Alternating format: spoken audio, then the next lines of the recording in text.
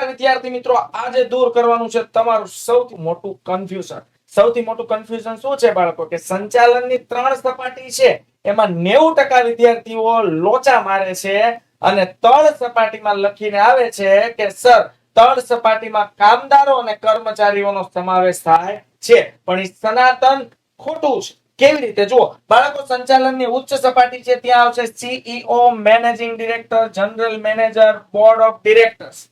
મધ્ય સંચાલન સપાટી છે અધિકારીઓની સપાટી છે. ઉત્પાદન અધિકારી છે, વેચાણ અધિકારી છે, ખરીદ અધિકારી છે, જાહેરાત અધિકારી છે, હિસાબી અધિકારી છે, કર્મચારી અધિકારી છે. આ બધા મધ્ય સંચાલન સપાટીએ હોય છે. અને તળ સંચાલન સપાટીએ સુપરવાઇઝર્સ, જોબરો અને ફોરમેન હોય છે. એટલે આ જે 3 સપાટીઓ છે ને, ત્યાં માત્ર ને માત્ર બાળકો મેનેજમેન્ટનું જ કામ થાય છે. તો વધ્યા કામદારો ને કર્મચારીઓ, જેને આપણે કહીએ છીએ વર્કર્સ.